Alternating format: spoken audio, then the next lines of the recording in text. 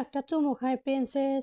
মিহি হৃদের পেটে একটা চিমটি দিয়ে বলল, এই বুড়ো বয়সে এসেও চুমু খাওয়ার শখ যায়নি। হৃদ মিহিকে নিজের সাথে জড়িয়ে নিয়ে বলল, চুমুর সাথে বুড়ো হওয়ার কি সম্পর্ক? আর তুমি আমাকে বুড়ো বলেছো কেন? তুমি জানো আমি চাইলে এখনো 4টা বেবি নিতে পারবো। মিহি গম্ভীর মুখের দিকে তাক দিয়ে বলল, ভুলে যেও না পচা লোক, তোমার কিন্তু প্রাপ্তবয়স্ক দুটো ছেলে মেয়ে আছে।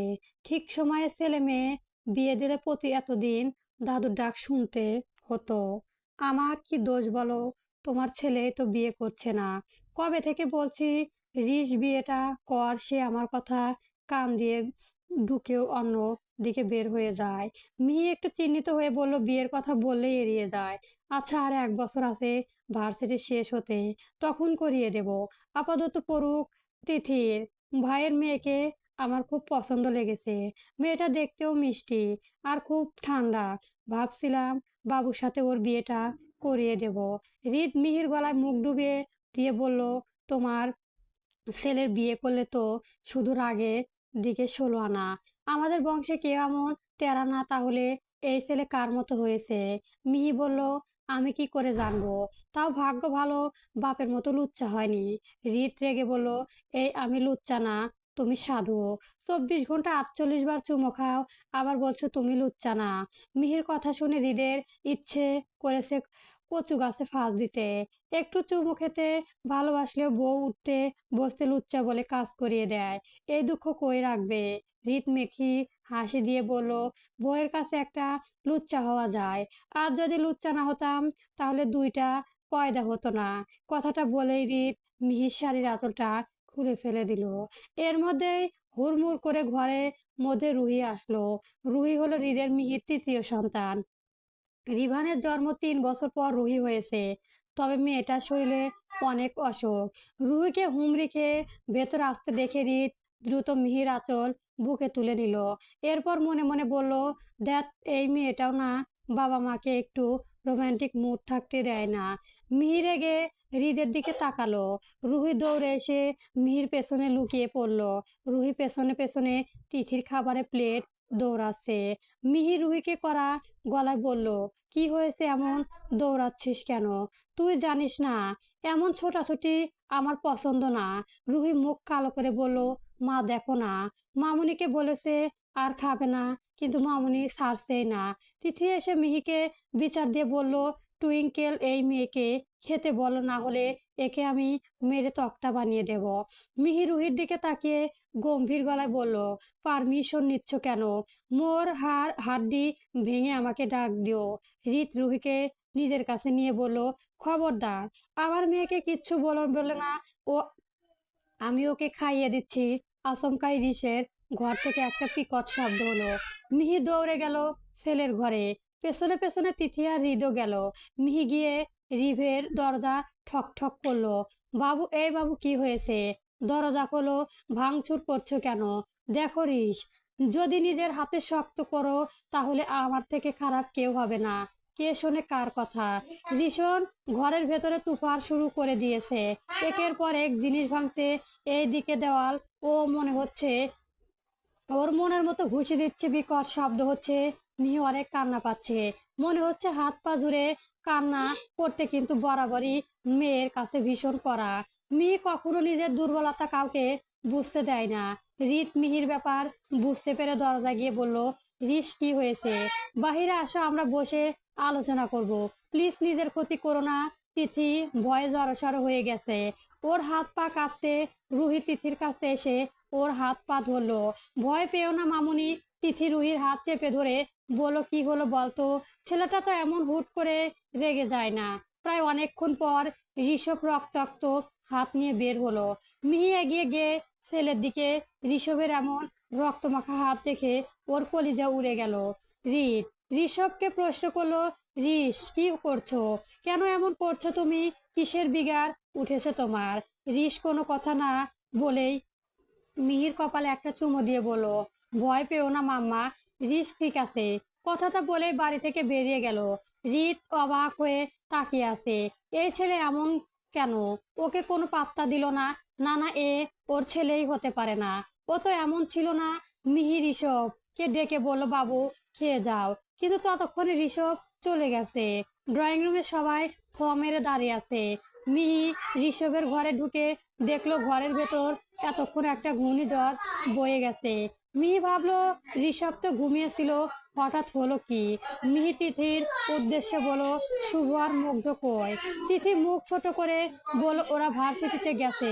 এদিকে ঋষভ ভার্সিটিতে এসেই ওদের রুম থেকে একটা ছেলের কলার ধরে টানতে টানতে মাঠে নিয়ে গেছে। এরপর এলোপাথিও মারতে থাকে। ছেলেটার নাক মুখে ঘুষি দিতে থাকে। ছেলেটার নাক মুখ থেকে রক্ত ঝরছে। এটাও ঋষভকে মারছে। এর মধ্যে শুভ এসে ঋষভকে ধরার চেষ্টা করে। শুভ ঋষভকে বলল, ভাই মারিস না, আর মরে যাবে, ছেড়ে দে। ঋষভকে কথা না শুনেই ছেলেকে মারতে থাকে। মাঠের সবাই জড়ো হয়ে গেছে। এর মধ্যে ছেলেটি অজ্ঞান হয়ে গেছে। ছেলেটার কয়েকজন বন্ধু এসে ওকে হসপিটালে নিয়ে গেল। প্রিন্সিপাল ঋষকে ওনার ডাকলো। কিছুক্ষণ পর ঋষভ আর ও শুভ প্রিন্সিপালের রুমে ঢুকলো। প্রিন্সিপাল রিতকে কল দিয়ে আসতে বলল। একটু পর রিত ও চলে আসলো। প্রিন্সিপাল রিতকে বিচার দিয়ে বলল, আমার ছেলে মারামারি করেছে। এমন গুন্ডা ছেলে কে আমাদের ভার্সিটিতে রাখবো না। ছেলেটাকে এমন ভাবে মেরেছে, ছেলেটা হসপিটালে ভর্তি। রিত ঋষভকে বলল, উনি কি সত্যি বলেছে? ঋষভ গম্ভীর গলায় জবাব দিল, হুঁ পাপা। রিত বলল, কেন মেরেছ? ঋষভ কিছু বলার আগেই শুভ বলল, কাকাই, ওই ছেলেটার সাথে ঋষভের আগে থেকেই ঝামেলা ছিল। আজকে এসেই ওরা ঋষভকে নিয়ে কথা বলেছিল। এর মধ্যে হুট করে মামুনিকে বাজে ভাষায় গালি দিয়ে বসে। এটা মুগ্ধ ঋষভকে কল দিয়ে বলে। এরপর যা হওয়ার তাই সব কথা শুনে রিত ঋষভকে বলল, গুড বেটা। এরপর প্রিন্সিপালের উদ্দেশ্যে বলল, আমার ছেলে একদম ঠিক করেছে। ওই ছেলের হসপিটাল থেকে আসুক, ওকে আবারও হসপিটালে পাঠানোর ব্যবস্থা করব। ওর সাহস কত বড়, আমার বউকে গালি দেয়। ওর জিভ টেনে ছিঁড়ে বলবো। প্রিন্সিপাল একটা ডেকে ঢোক গেলে বলল, মিস্টার রায়হান, আপনি চিন্তা করবেন না। আসলে এই বিষয়টা তো জানতাম না। ওই ছেলের ব্যবস্থা আমরা করব। তবে বাবাকে একটু বলুন এমন গুন্ডামি না করতে। টেবিলে একটা বাড়ি দিয়ে বলল, গুন্ডামি করবে না মানে? ওরা মাকে নিয়ে বলেছে ওর 100 বার গুন্ডামি করবে। এখন যদি আমি আপনার বউকে গালি দেই, আপনি কি করবেন? ইন ফিউচার এমন কিছু হলে ডিরেক্ট উপরে পাঠিয়ে দেবে। এরপর যা হবে আমি দেখে নেব। ঋষভ একটা মুচকি হাসি দেয়। প্রিন্সিপালের মুখ কালো করে নিল। মনে মনে বলল, বাপ ছেলে একই, কিছু বলা যায় না। বলেই তেতে ওঠে। রিত এসে ঋষভকে সাইডে ডেকে নিয়ে গিয়ে বলল, হাতের অবস্থা কি করেছো সেই দিন খেয়াল আছে? মাম্মাকে কাঁদতে এত ভালো লাগে? ঋষভ গম্ভীর গলায় বলল, মাম্মা কাঁদে না। রিত মুখ কালো করে নিল। ঋষ সত্যি বলেছে, ওদের জন্মের পর থেকে কখনো মিহিকে কেউ কাঁদতে দেখেনি। কান্না করলেও শুধু হৃদের সামনেই কাঁদতো। মিহি প্রথম বাবু মারা যাওয়ার পর একদম চুপচাপ হয়ে গিয়েছিল। কখনো প্রয়োজন ছাড়া কারোর সাথে কথা বলতেন না, হৃদ ছাড়া। হৃদ মিহিকে কাছে পেলেই এমন একটা কথা বলতো, মিহি অটোমেটিক হেসে দিত।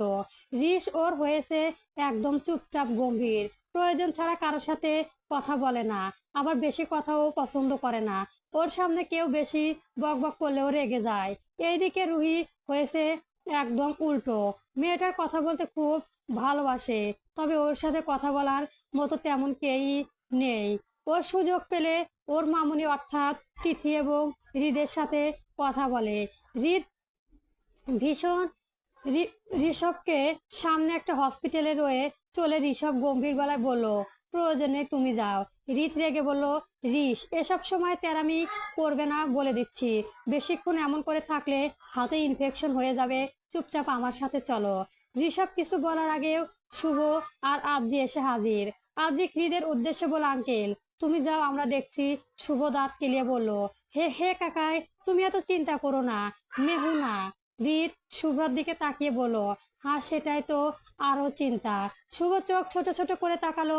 ছোট আর আদিতের উপর হৃদের ভরসা আছে। হৃদ যাওয়ার আগে বলল, আজকে সন্ধ্যার দিকে অফিসে যাবে তুমি। নতুন ক্লায়েন্টের সাথে ডিল ফাইনাল করতে হবে। ঋষভ কোনো কথা বলল না। কথাটা বলেই রিত চলে গেল। ঋষভ ভার্সিটি থেকে বের হয়ে ওদের ক্লাবে গেল। ক্লাব ঘরটা হলো হৃদের ওদের আড্ডা দেওয়ার জন্য। যদিও রিস সব সময় যায় না, মাঝে মাঝে ভার্সিটিতে আসলে তখন যায়। ঋষভ একটা চেয়ার টেনে বসে পড়লো। এরপর ফোন বের করে কল করতে লাগলো। শুভ একটা আলমারির উপর থেকে ফার্স্ট এইড বক্স নামিয়ে ঋষভের কাছে আসে। এরপর আলতো করে ভাবে ঋষভের হাত ও কোলে উপর রাখে। ঋষভ শুভর দিকে রেগে তাকাতেই শুভ বলে, এভাবে তাকিয়ে লাভ নেই। তাছাড়া এভাবে তাকালে আমার শরম লাগে। শুভ্র থেকে হাতটা সরিয়ে নিয়ে গেল। শুভ্র জোর করে ওর হাত ওয়াশ করে ব্যান্ডেজ করে দিল। আদ্রিক ঋষভের দিকে তাকিয়ে বলল, ঋষ, আজকে এত ওভার রিয়াক্ট করে একদমই ঠিক করিস নাই। তোর উচিত ছিল সন্ধ্যার দিকে ওকে টর্চার সেলে নিয়ে গিয়ে উন্মত্ত কেনানো, তাহলে ওকে মেরে গুম করে দিলেও কেউ টের পেত না। রিস গম্ভীর গলায় বলল, মামাকে নিয়ে কথাটা না বলে ওকে কিছুই বলতাম না। এসব ছোটখাটো চিকা মেরে হাত বন্ধ করার কোনো ইচ্ছে ছিল না।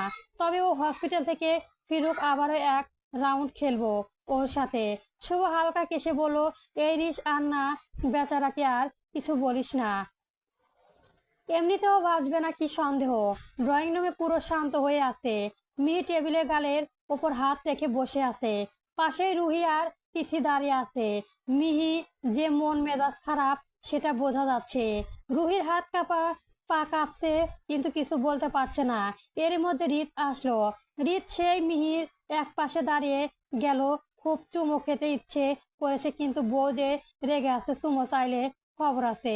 এর মধ্যে ঋষভ ও ভার্সিটি থেকে আসলে মিহি একবার ঋষভের দিকে তাকালো। ঋষভ মিহির কাছে এগিয়ে গিয়ে ওর গাল দুটো ধরে বলল, রাগ করে লাভ নেই মাম্মা, আমি কোনো ভুল করিনি, আমার যেটা করা উচিত সেটাই করেছি। মিহি চোখ ছলছল করে উঠলো। খুব কষ্ট কান্নাটা গিলে নিয়ে কড়া গলায় বলল, সব মানলাম, কিন্তু তুমি রেগে গেলে নিজের ক্ষতি কেন করো? হাতে কি অবস্থা করেছো? ঋষভ সিঁড়ি দিয়ে উপরে উঠতে উঠতে বলল, কিছু হবে না। মিহির ঋষভের দিকে একভাবে তাকিয়ে আছে। রুহি ভয়ে ভয়ে ড্রয়িং রুম থেকে চলে গেল। তিথি ও রুহি পিছনে পিছনে গেল। ড্রয়িং রুমে ফাঁকা হয়ে গেলে রিত মিহি গা ঘেঁষে দাঁড়ালো। মিহি হৃদের দিকে রাগি চোখে তাকাতেই হৃদ টুপটাপ করে দুই তিনটা চুমো একসাথে খেয়ে দৌড় দিল। এতক্ষণ ধরে এই সুযোগের অপেক্ষায় ছিল। মিহি তখন হৃদের দিকে কটমট করে তাকিয়ে রইল। এই লোকের শুধু চুমো খাওয়া। মাঝে মাঝে মনে হয় এই লোকের চুমো রোগ জন্মর মতো ঘুচিয়ে দিতে। রাতের বেলা খাওয়া দাওয়ার পর্ব অনেক আগেই শেষে মিহি ওর ঘরে বসে চুলের বেনুনি করছে। আজকে হুট করে ওর মামা মামি কথা মনে পড়েছে। আচ্ছা, ওরা কি বেঁচে আছে? ওদের কি এই ছোট্ট মিহিটা কে মনে আছে? হয়তো নেই। মাকেও খুব মনে পড়ছো। এসব ভেবে মেয়েটার চোখ থেকে এক ফোঁটা জল গড়িয়ে পড়লো। এমন সময় রিত আসলো। মিহির চোখ জল থেকে উত্তেজিত হয়ে গেল। কি হয়েছে প্রিন্সেস, কাঁদছো কেন? মিহি চুপ করে আছে, কোনো কথা বলছে না। রিত ওকে জড়িয়ে ধরে বলল, বলো না পাখি, কি হয়েছে, কেন এমন করে কাঁদছো? আমাকে বলো। মিহি মাথা নিচু করে বলল, আমি একটু আমার মামা মামিকে দেখতে যাব। তোমার কি গ্রামের কথা মনে আছে? আমার না কিচ্ছু মনে নেই, তবুও খুব যেতে ইচ্ছে করছে। রিত মিহিকে শক্ত করে জড়িয়ে ধরে বলল, এজন্যই কাঁদছো? চাপ নিও না প্রিন্সেস, ওইখানে অভ্রু দাদু বাড়ি, ওকে বললেই নিয়ে যাবে। তুমি যদি আচ্ছা। কথাটা বলার সাথে সাথে রিত মিহিকে কয়েকটা চুমু খেলো। তারপর অভ্রুর সাথে ফোনে কথা বলে নিল। এরপর মিহিকে নিয়ে সাথে শক্ত করে জড়িয়ে ধরে ঘুমিয়ে পড়লো। পরের দিন সকালে অভ্রু, তিথি, রিত, মিহি এবং তিথির ছেলে মুগ্ধ গ্রামে যাওয়ার জন্য তৈরি হলো। কালকে রাতে রিত অভ্রু কল দিয়ে জানিয়ে দিয়েছে তিথি ও অভ্রুর দাদু বাড়ি দেখতে চেয়েছিল। যদিও তারা এখন বেঁচে নেই, বহু বছর গ্রামে যাওয়া হয়নি, এত বছর পর টুইঙ্কেল আবদার রাখতে যেতে হবে। তিথির দুই ছেলে মুগ্ধ আর অভ্রু। মুগ্ধ শুভ্র থেকে 3 বছরের ছোট। শুভ্র ওদের সাথে যাবে না, কারণ ওর কলিজার বেস্ট ফ্রেন্ড যাবে না, তাই। ঋষভ যে কাজে নেই সেই কাজে শুভ্রও নেই। মিহিরা গ্রামের উদ্দেশ্যে রওনা দিল। দেখতে দেখতে ওরা গ্রামে পৌঁছে গেল। গ্রামে ঢুকে মিহি প্রাণটা জুড়িয়ে গেল। বহু বছর পর আবারও নিজের গ্রামের মাটিতে পা রেখেছে। গ্রামটা আগের মতো নেই, অনেকটা পরিবর্তন হয়েছে। যদিও মিহি অত মনে পড়ছে না, কারণ খুব ছোট্টবেলায় গ্রামে চলে গেছে। অনেক খোঁজাখুঁজির পর মিহির মামার বাড়ি পেল। মিহি গিয়ে দরজায় কড়া নাড়াতে লোক এসে দরজা খুলে দিল। দরজা বাহিরে এতজন কে দাঁড়িয়ে থাকতে দেখে লোক বেশ অবাক হলো। কাউকে চিনতে পারছে না, কারা এরা। মিহিও চিনতে পারছে না। মিহি বলল, আমার মামি কই? লোকটা বলল, আপনারা কারা? মিহি মৃদু স্বরে বলল, আমি মিহি। লোকটা হঠাৎ করে চমকে উঠলো, তুই তুই সত্যি মিহি? মিহিও হেসে বলল, হ্যাঁ আমি সত্যি মিহি, কিন্তু আপনি কে? লোকটা বলল, আমি তোর ভাই রাজ। কত বড় হয়ে গেছিস মিহি পাখি, তোরা বাহিরে দাঁড়িয়ে আছিস কেন? আয় আয় ভেতরে আয়। সাথে সাথে রাজ মিহিদের আপ্যায়ন করতে ব্যস্ত হয়ে গেল। এত বছর পর বোনটাকে দেখেছে। মিহির চোখ মুখেও খুশির ঝলক। এত বছর পর ভাইকে দেখেছে। হৃদ কেন জানি মুখ ভার করে আছে। রাজ যতই মিহির ভাই হোক, মিহির পাখির মতো সম্বোধন বলল কেন? ওর বউকে ওই শুধু পাখি বলবে, আর কেউ না। রাজমিহির দের ভেতরে বসতে দিল। মিহি রাজকে জিজ্ঞেস করলো, মামা মামি কই? রাজ মুখ কালো করে বলল, ওনারা মারা গেছে। কথাটা শুনেই মিহির মনটা খারাপ হয়ে গেল। কত আশা নিয়ে এসেছিল। ভেবেছিল এত বছর পর মামি হয়তো মেনে নেবে, কিন্তু মামি তো বেঁচে নেই। একটু পর হাতে খাবারের প্লেট নিয়ে একটা মেয়ে ঘরে আসলো। মেয়েটা গায়ের রং শ্যামলা, কিন্তু চেহারাটা খুব মায়াবী। মিহি রাজকে জিজ্ঞেস করলো, মেয়েটা কে? রাজ বলল, এটা নাকি তার মেয়ে। মেয়েটাকে দেখে মনে হলো বড্ড শান্ত। মেয়েটা খাবারের প্লেট রেখে ওদেরকে পায়ে হাত দিয়ে সালাম করলো। মুগ্ধর দিকে মুগ্ধর দিকে মুগ্ধ নয়নে চেয়ে রইল কিছুক্ষণ। গল্পটি কেমন হয়েছে অবশ্যই কমেন্ট বক্সে জানাবেন। ধন্যবাদ। গল্প নেশাগ্রস্ত প্রহর সিজন 2 চলবে।